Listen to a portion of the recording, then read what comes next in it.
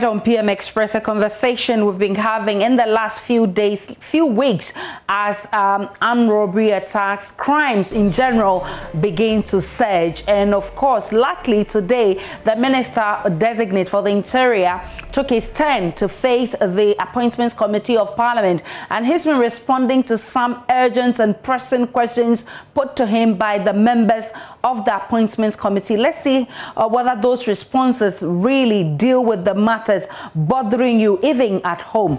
And so we're assessing Ghana's security as crime rate increases in the country. He said the Interior Ministry's attention has been drawn of the rise in suicides committed by police officers and is intensifying counseling within the service to deal with the phenomenon. Just in 3 weeks, we've had 3 police officers committing suicide, and this was brought to his attention during the vetting, and this was his answer. He said it has come to his notice and he thinks he's doing everything possible to ensure that the phenomenon is kept. The minister designate says Ghana has to build her cybersecurity capacity as more crime is happening in the cyberspace, assuring he would deal with it when given the nod. There were issues about the recent spate of armed robbery, and he says he disagrees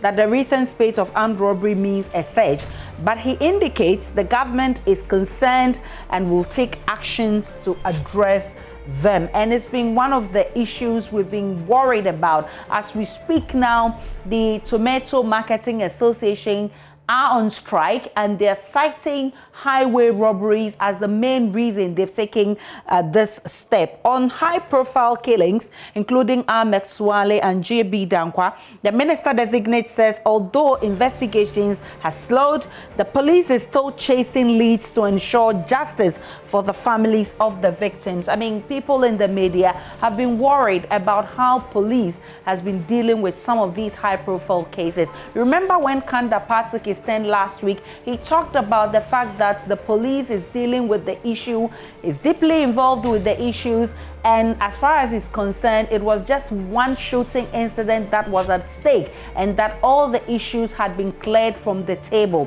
Is that the reality? We'll be delving into that matter shortly. He says the ministry has introduced a rent assistance scheme for members of the police service to address housing and rent concerns. And the minister designates for the Interior Ministry, Analyst There, says he had no role to play in the police and military storming of the Chamber of Parliament on the night when the 8th Parliament was being inaugurated. We'll be looking at all of this on prisons. I mean, it was put before him, and I remember Haruna Idrisu also did the same, that he has abandoned or discriminated when it comes to the prison service.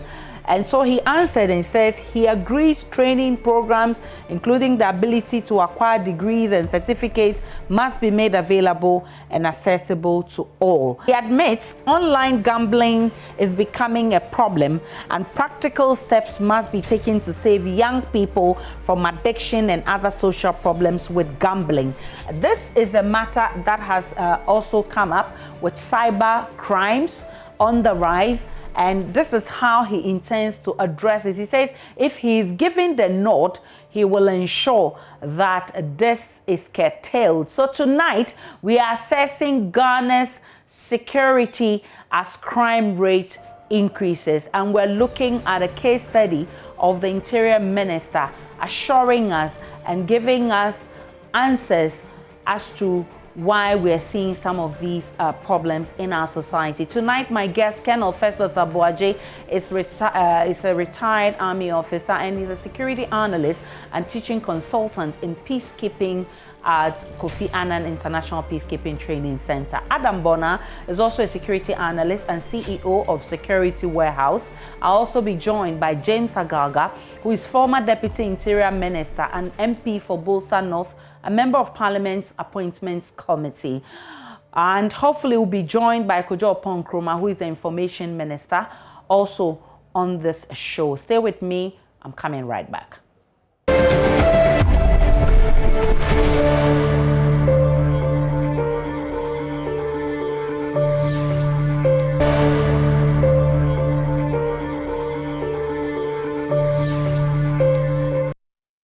We're live on PM Express. We're discussing a very important part of our lives this evening because one of the important ministers, if I may say, ministers designate Analyst There took his turn this afternoon, and he faced the Appointments Committee of Parliament answering questions bordering on the country's security.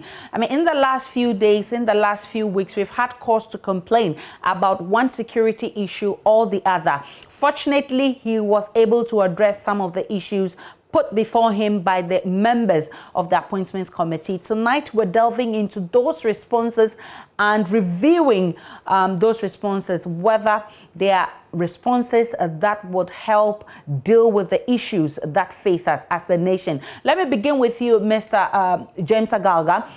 It's been a long day for you. Let me ask you this.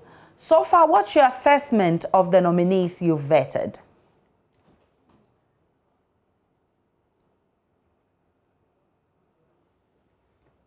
Hello, Mr. Agalga. You're on PM Express.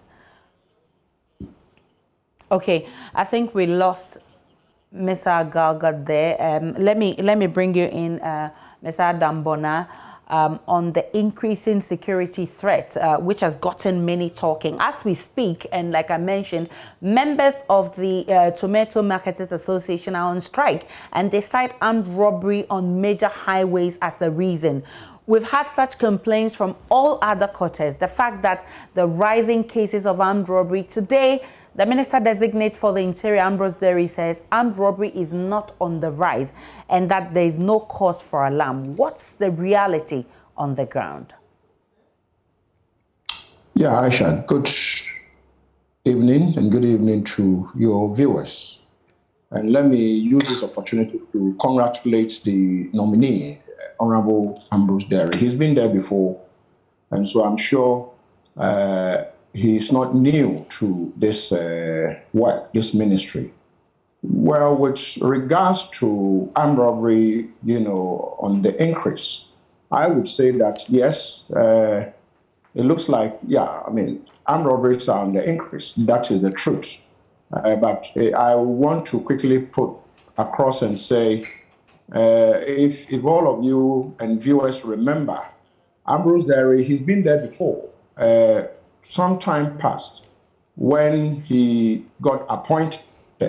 Armed robberies went up so much. That was when we were having a lot of the robberies were taking place in Accra, where we had this Lebanese shot, we had the Royal Motors robberies, and he quickly summoned his generals, and I think they put in, that was when he, and together with his generals and probably his other security ministers, including NATO and the rest, they put together Operation Calm Live Relaunch, where they retooled the police with these motorbikes and all that. And so I am believing that yes, armed robberies are on the increase. That is a reality, but he's seen it before. I would hope that this whole vetting thing is, put behind, and then those of them who will be approved, hopefully including himself, they are approved as quickly as possible so that they can deal with this menace of armed robberies that are going up. And it's comforting to say he's been there before, and for that, and he's seen it before. And so I would want to, he's not new to this phenomenon. What we haven't really done is, it looks like the piecemeal approach to investment into the security sector. It didn't start today. Probably under Honorable Ambrose, there was, call it something that looked like significant, logistics going into the police, including, human, going in the human resource and both material human. But if the shortfall is 10 and you come in and you put 2, it means that for a while, nothing had come in and you come in and you put 2. It might look like it looks so big, but I would hope that we would have some designated, some money. Is it going to come from the oil resource? Where? Gold, somewhere. Because at the moment, the problem we have with security in this country is funding. We seem not to have a funding source to finance security. When it comes to, Aisha, when it comes to energy, we have the energy levy. When it comes to roads, we pay for roads to be constructed. I did hear my good friend Amakwata say, as soon as he says he's going to increase road levies, which I agree. We want to talk about education fund. We pay when we buy fuel and all that to finance education in this country. And when it comes to security and safety, which is very important, there is no financing source. So I was hoping that members of the appointment committee would have asked him, probably, what are you going to do? Are you just going to be a paradigm shift? Are we going to see, a proposal before Parliament to enact a law that will say maybe 1% or 2% of certain money we are getting from oil, or Ghanaians, we are going to increase VAT? I'm looking at it that let's have that conversation. That way, this perennial, we start every year. And Aisha, if you go into the police's own data, every year from December till about April, crime rate increases. It gets worse when we've just finished an election, it goes up. And when we finish an election and it is maybe a different party that won the election, it goes up by almost about 400%. But when you have the same party probably winning the election, you would still have this challenge of insecurity. So it's something that the police's own records, if you consult the CID, is there, tells us, points to the fact that this is something that we are aware of. The only thing is we have not really analyzed it to put probably the needed resources to handle it. And so for me, we should continue to have this conversation. But I would say the nominee, as far as I'm concerned, I listened to him. I mean, just like the other security ministers, he carried himself well. He spoke very well, very articulate, answered the questions. I'm sure we are going to delve into some of the issues that were raised, Aisha. And thankfully, Mr. Agalga has joined us back on Zoom. Okay, so I'm told he's gone. Let me go to Colonel Festus Aboagye, because another area that has caught the attention of many indeed has been the general security of journalists. The perpetrators of Ahmed Swale, for instance, have not been brought to book. Issues of political tags, attacking, journalists during the December polls is still fresh. It's still pending. Yet the Minister for the Interior designate says the safety of journalists is untouched, and that the CID has been deeply involved in matters involving attacks on journalists and have been professional about it. Does your own assessment of the situation fit into this description by the Minister designate? Well, Hajia, thanks a lot for having me, and let me say hello to your other panelists. I may not be able to comment on the specifics of the vetting because I have not had time to follow each of them.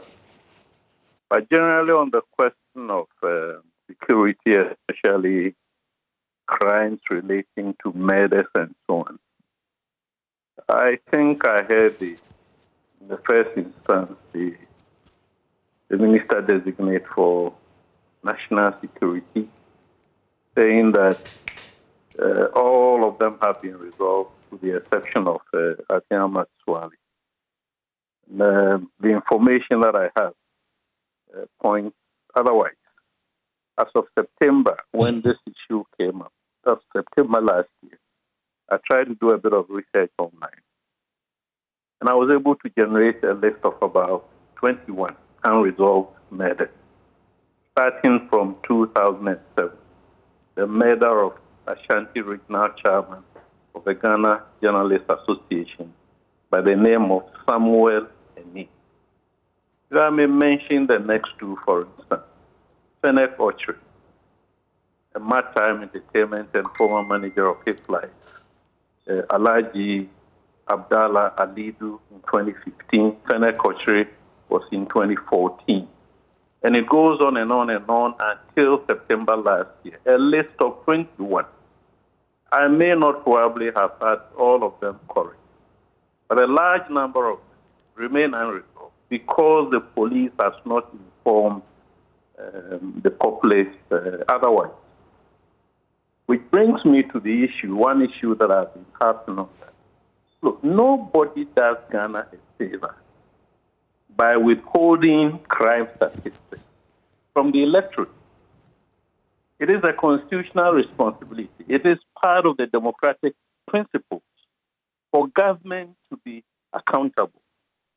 So institutions like the Ghana Police Service, the Ghana National Commission on Small Arms and Light Weapons, which have reneged on their responsibility to provide statistics, data relating to crime, and then on the other side relating to small arms proliferation.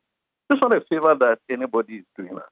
So in the absence of the data, it is very, very subjective for any designate to appear before the Parliamentary Vetting Committee and claim that they are in control. Security is under control and Ghana is safe. Yes, Ghana is safe, but how more safe, how safer are we or how less safe are we? We need to do that.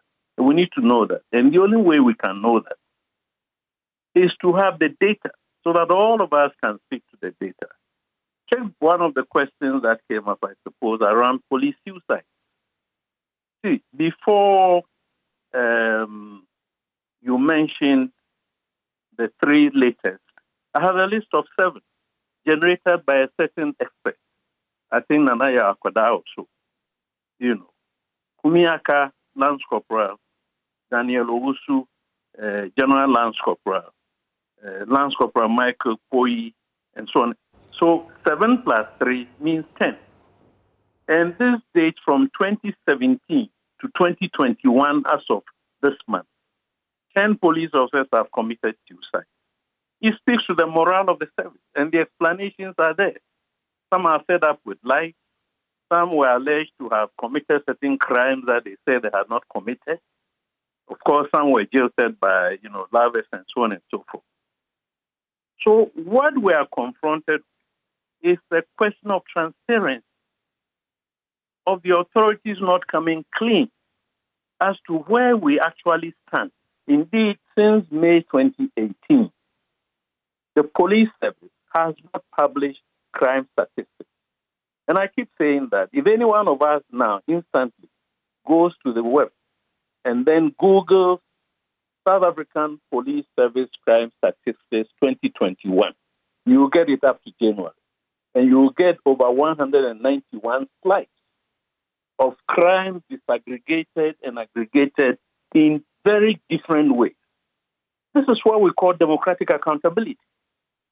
So what is the difference between the South African Police Service and the Ghana Police Service?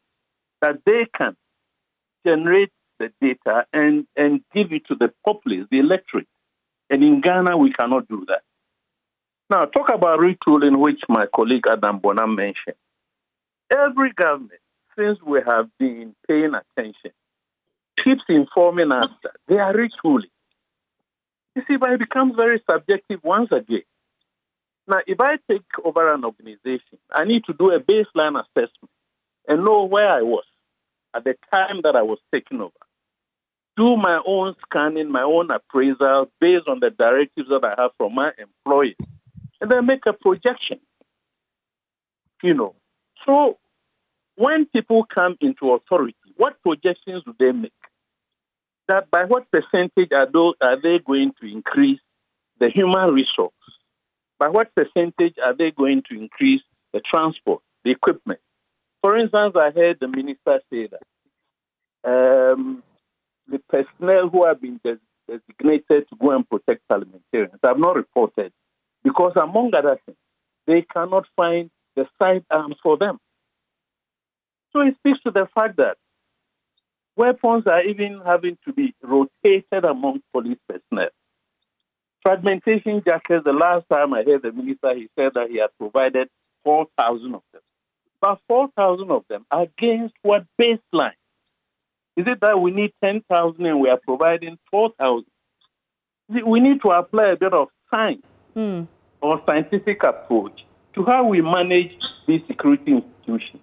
Thankfully, Colonel Abuaje, Mr. Agalga has joined us again. And Mr. Agalga, I appreciate that it's been a long day for you. Thanks so much for still staying on for this conversation. But what's your general assessment of the nominees you've vetted so far? Well, actually, at this point, I doubt whether it is appropriate for me to begin to pass judgment, especially when the committee hasn't taken a decision yet. So I'd rather refrain from making comments. I don't have views other than those the committee would settle on. But for now, I'd say the process started on a good note. The nominees started appearing one by one, and most of them were, in fact, grilled. I recall one of the nominees did up to 5 hours. Esla Owusu in particular, Honorable Esla Owusu, did about 5 hours at the committee. And we asked all the questions that are conceivable. And she did her best and tried to respond to our queries. Today was not an exception. The Minister for the Interior appeared and we asked quite a number of questions. The network here is not too good, and so I don't know what Colonel, and let me say good evening to Colonel and Adam Boone. I don't know what they have said before, but I started my line of questions by alerting the Minister to the general insecurity in our country, and I made references to the numerous armed robbery cases that have hit us in the past few days and weeks.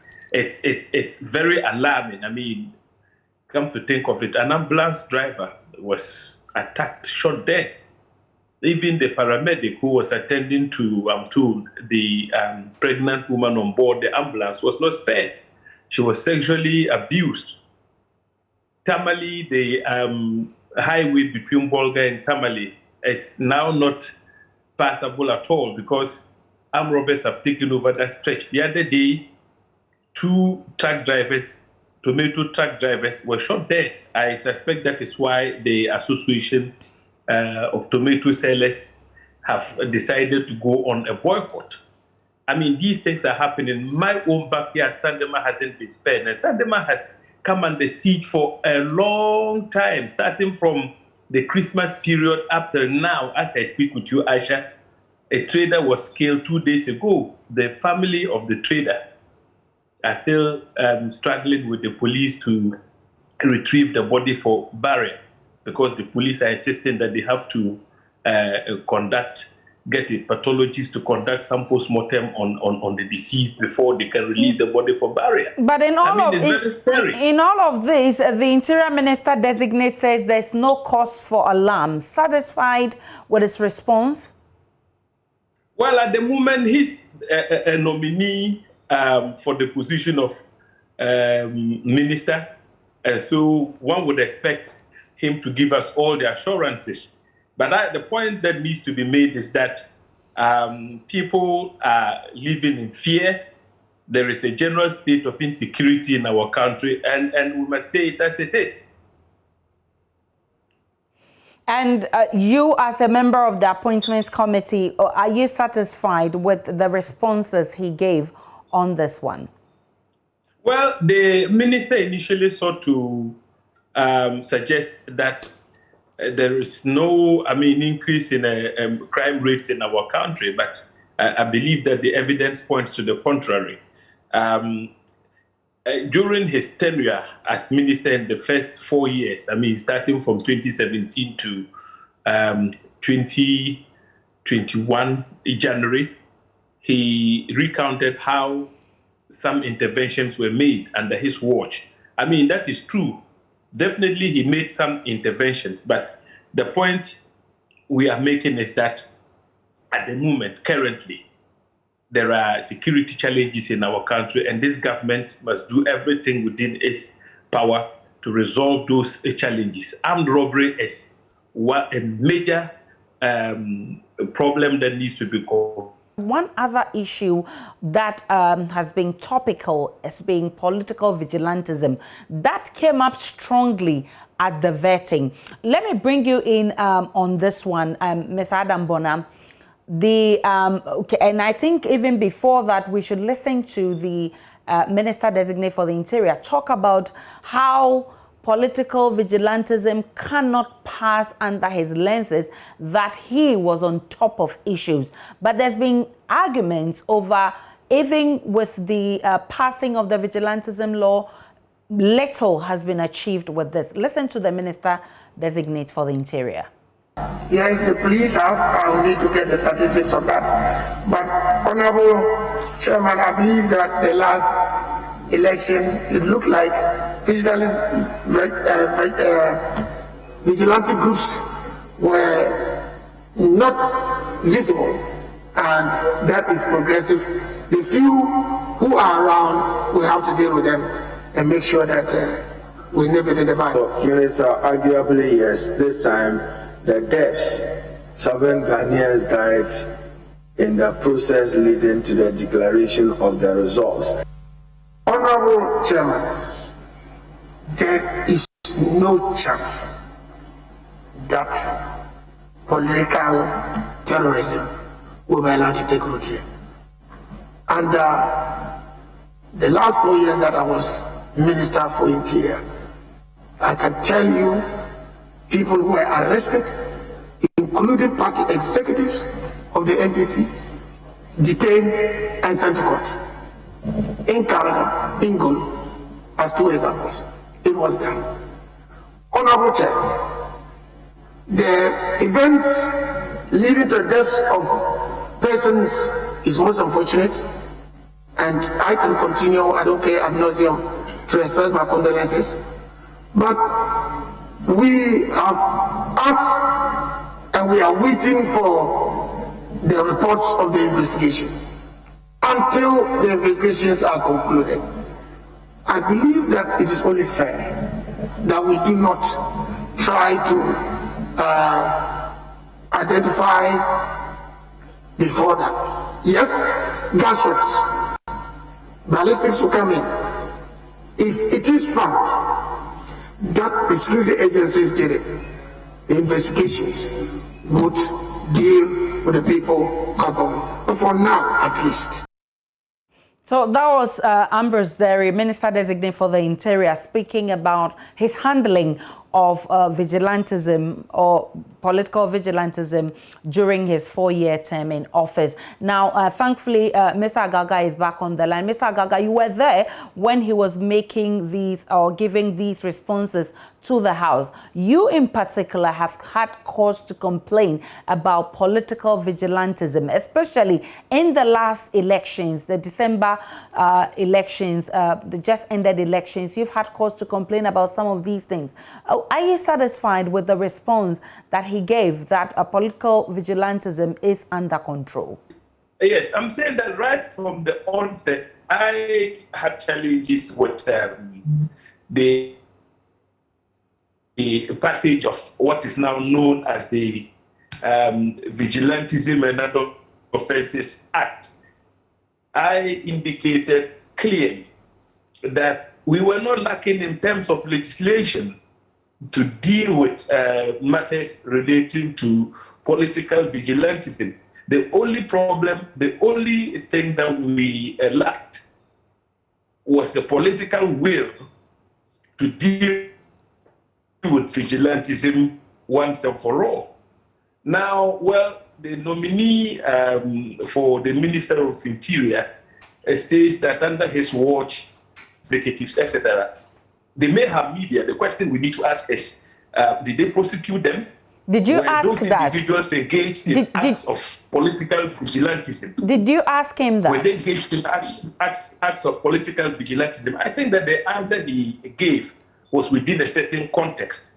I was not the one who asked that question. I had clearly exhausted my line of questions, and so I couldn't follow up to interrogate him further on the answers he proffered. But the most important thing is that we have had some complaints about the infiltration of our security by party vigilante elements. Now, if this assertion is true, then one shouldn't be surprised that in the lead up to the 2020 elections, you didn't see so much political vigilantism at play. But the point is, if the vigilantes managed to infiltrate the ranks of our security agencies. Whatever atrocities may have been committed by the mainstream security apparatus of our state needs to be interrogated further. When you begin to peel off the layers, you'll probably find that some of those vigilante elements within the mainstream security are the ones responsible for the violence that the election was characterized with. For instance, the trigger-happy policemen and soldiers who pointed their weapons at crowds that were in full retreat. A typical example is what happened in Techiman. Clearly should raise questions whether those individuals who carried out those attacks were professional enough and whether they were properly screened before they got recruited into the security agency. So if you have to do an analysis of why we didn't experience political party vigilantism in the previous election, you must tie that in with the possible infiltration by those elements into our mainstream security. Mr. BONAA, what's your appreciation of the minister's approach, the minister designate's approach to this issue of political vigilantism, which he says is under control? Well, yes, I kind of would say the minister would speak that way because the minister, he is briefed. He's given information with regards to most often what is under control and what is not under control. But I mean, from the beginning, I mean, myself and I believe most of my colleagues who are within the security space, we raised issues with regards to it wasn't necessary for this whole vigilantism law, to be passed, but it was put through quickly, and you realize the mistakes that were made. Eventually, they corrected them and got it passed. But Aisha and I, my other colleagues on the other side, we all agree that vigilantism has, I would say, two dimensions or various dimensions. But for this conversation, let me use two. What probably the minister is referring to is what we usually will refer to as the inter-party vigilantism. Inter-party vigilantism is now replaced with intra-party vigilantism. When I say intra-party, for instance, the Banda, is it Ahmed Banda? He used to be the committee chairman for the legal committee chairman in Parliament. He himself was hunted out of Parliament through intra-party vigilantism. His constituents said they didn't want him again for some reasons. They slaughtered, a ram and call it polluted one of a river. Were they prosecuted? No. We have seen during the but the party said it handled it at the party level. Yes, MPP's own primaries. We saw a lot of thuggery. We saw people who were bloodied, who were beaten to pulp. We saw lawyers who were trying to compete to represent their party at the constituency level. They were beaten. And as we speak, how many months on, I don't know how many prosecutions we have heard about. And so as far as I'm concerned, yes, the minister will be right if he's talking about inter-party vigilantism. That is what probably we are not seeing more of it. But you know that this vigilante law would not work because the guys who are supposed to be the various, district, regional, and municipal security council chairmen are the, appointees of the president. These guys are the local government. I mean, they represent the government at the local level. You remember, before the elections, a DC actually walked into a police station with some tags and beat up a police officer. The counter NCO dragged him out and he was beaten, bloodied. We are told, as we speak, that for his own safety, he has to be transferred from the place. And so I would say that, yes, the Minister of the Interior would be right if he says it's come down, and maybe he's basing this fact on inter-party, not intra-party. But for intra-party, I would say it hasn't gone down. You still have a lot of thuggery. within the two political parties, where, you know, if it's the turn of NDC and they don't like you within the party, they hunt you out or they beat you up, and no one is there to kind of arrest you. Even if you are arrested, the next day you are let go. And so as far as I'm concerned, yes, the minister did answer the question, but I was expecting a follow-up question. And I think I've had this discussion with some members of the appointment committee saying that security is so important that they should have allowed some of their colleagues who might have served at various levels, you know, either as a security minister and you are part of the committee, or you previously worked as a member of the Defense and Security Committee, to be given the opportunity to ask more than the 2-3 questions.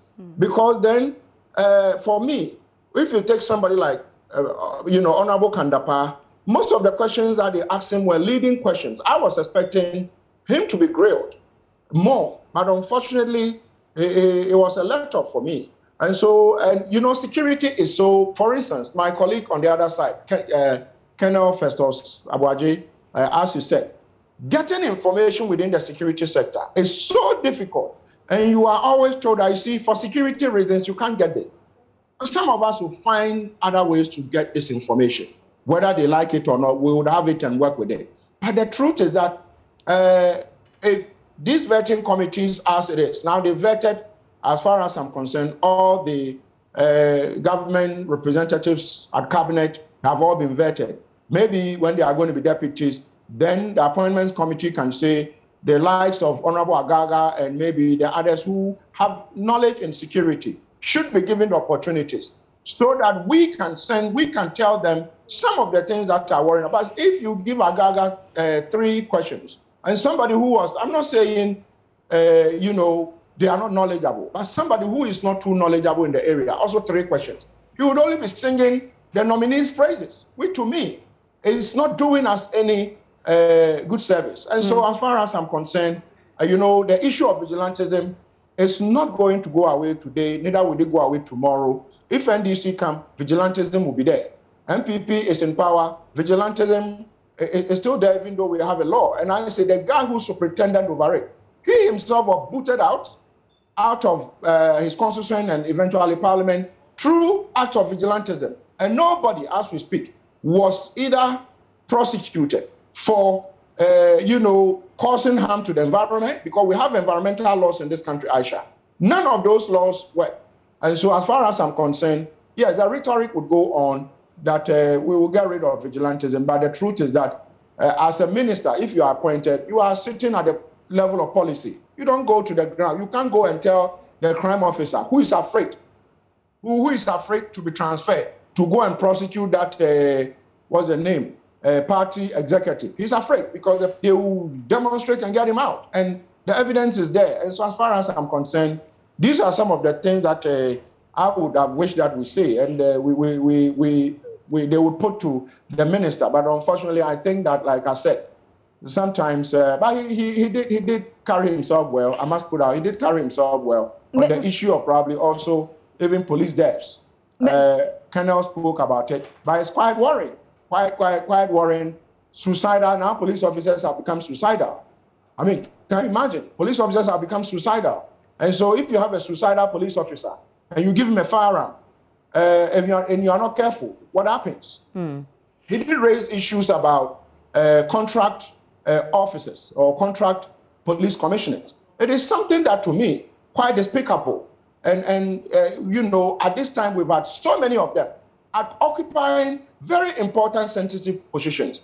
I would have wished that, but he did promise that they've stopped it, which to me, I think is heartwarming. Let's all keep an eye and make sure that, yes, they've stopped it. But those who are there, I think that, for God's sake, they should let them go home. You have, let me bring in. You have retired. Let me bring in Colonel Festus Abuaji. I'll come to you, Mr. Agaga, to find out the important point that Adam BONAA was making. That, I mean, those of you have been former Deputy Interior Minister. I mean, those of you who are very have vast knowledge in security should have given more opportunities to actually ask questions concerning our security. But that did not happen. I would find out from you whether that conversation came up.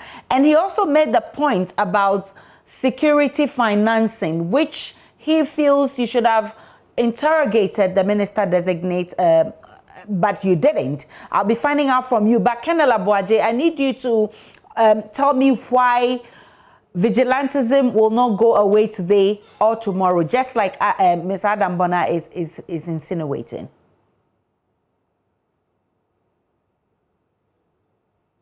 Juncture during the vetting, one of the committee members asked precisely, or actually suggested, that vigilantism has probably changed in form.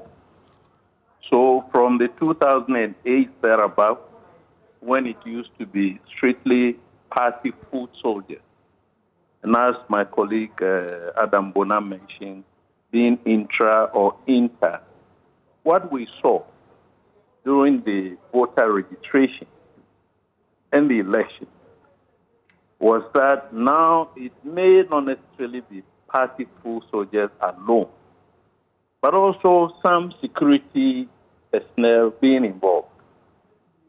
We need to accept that fact, that during the last electoral cycle, which probably is yet to be concluded because of the court case, there has been very, seismic changes in political vigilantism.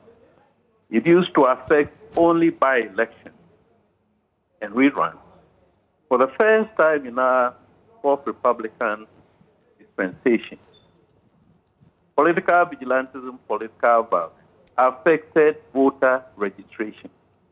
There were about 9 major incidents, including 2 fatalities. It didn't stop there. During the extension of the voter registration and the exhibition, I have recorded about 6 or 7 other incidents, again involving about 2 fatalities. Then we went to the election, and for the first time during this fourth Republican dispensation, we recorded fatalities, about 7 of them. It's never happened, probably during Nkrumah's time. So for anybody to suggest that political vigilantism is dead, is not speaking to the facts. And I want to emphasize again that the facts must come. By the way, what happened in Parliament on the 6th and 7th January, or 9th, 6th, 7th, was also political violence or political vigilantism, which therefore suggests that all our electoral activities, those supervised by the EC, as well as other electoral activities that are within the prerogative of the Parliament, from A to Z, all our political electoral activities have been affected by political violence. So the scope alone suggests that political vigilantism is alive. It's not gone. And it keeps changing in form. And part of the problem that we are confronted with is a lack of enforcement, lack of accountability, the impunity. For instance, take the incident in Parliament. All of a sudden, the debate has subsided and everything is gone. I mean, some suggested that we should let sleeping dogs fly, we should move on. So you don't move on when it speaks to the health of our democracy. In any case, others lost their lives for similar offenses. So why should somebody of the stature of a member of Parliament commit the same offense? And then the argument changes. The debate now becomes, let's move on. You don't move on like that. Fortunately for us in Ghana, at the time that all of this was happening, Big Brother America was also going through its own pangs of democracy. We know as of this week that in the U.S., about 200 of the insurrectionists have been indicted based on video, audio, and other electronic evidence. In Ghana, what is the minister designate saying? That investigations are still ongoing. You talk about unresolved deaths, investigations are still ongoing. When are these investigations going to end? And when are people going to be held accountable? We need to be a bit more serious with this governance business of this country. It's not a small boy's business. You know, and like the colleague is saying, you know, it's like you ask questions, leading questions, and so on, and everybody is now giving the clear.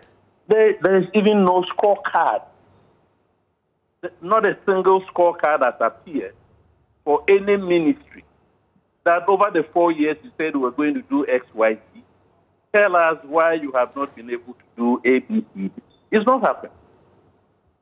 You see, and that is not how you assess performance. Let me bring... In this instance, we are talking about how they perform over the past 4 years. You see, it's a performance appraisal, which all of us have done at various stages of our career, either as subordinates or as managers. Mr. So Galga, personally, I'm not satisfied with the way things are going. Mr. Galga, so what's your reaction to this? He says that there's not been any scorecard because some of the ministers have served before and they have come back to face the vetting committee. One, you've not scored them as to what within the parameters of how they performed in the first 4 years. Now they are coming back. You've not assessed them on that. And again, we're talking about the fact that on matters such as security, people like you should have been given more time to interrogate the ministers designate, but that didn't happen. Was this a conversation that came up at the committee level? The point I was trying to it within a certain framework. Yes, the appointments, which is the standing orders of Parliament. And so, like Kennel suggested that there ought to have been a scorecard, etc. Yes, in some other jurisdictions, you may find that they have their procedures allows them to have a scorecard lurking somewhere and somebody sitting down and giving marks.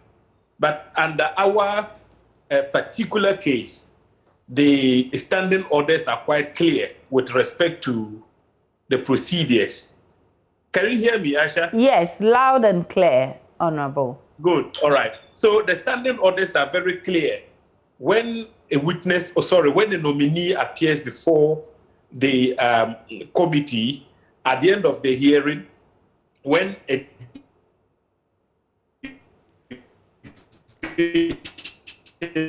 is called, a division here implies that if the committee... Okay, we're still having challenges with Mr. Galga's internet connection, but I was making the point, Mr. Adam BONAA, the point I did not hear with the vetting today is about proliferation of arms, which we've all agreed that it's one of the issues we have to deal with if we need to curb the rising incidence of crimes. And I didn't hear that at the vetting today. But what is our situation currently? I mean, briefly, we're running out of time. The situation is worse. The situation has gone up. At the moment, every 9 or so every 10 violent crimes that are committed in this country involves the use of at least 2-3 deadly firearms in Ghana. It used to be maybe violent crimes getting committed, and maybe 9 out of them you are going to find maybe one, there was one firearm involved in all of them. But now, so if there were 4 armed robbers or armed bandits or criminals who are hijacking or are committing crime on a certain highway, out of the 4, 3 of them would be armed. It tells you that the situation has gotten worse. What we really haven't done is to find an antidote to the situation. We haven't done that. And so as far as I am concerned, some measures have been put in place, like trying to use a K9 unit. I think the minister alluded to the K9 unit, minister designate alluded to the K9 unit being put together. But I would say, by and large, that we are not doing enough to retrieve illegal or illicit firearms in the hands of people. The guys who are in charge of, what's the name, firearms in the country, actually did say that the number of firearms that are usually renewed every year, I can't remember the figure, but assuming there are 100,000, you would have just about 40,000 or 4,000 of them I stand to be corrected. That gets renewed. It means that we're having more and more arms into the country instead of actually doing more to reduce the arms in the country. I'm grateful that you all joined us. Colonel Festus Abuaje, retired security analyst. Adam BONAA is a security analyst and CEO of Security Warehouse.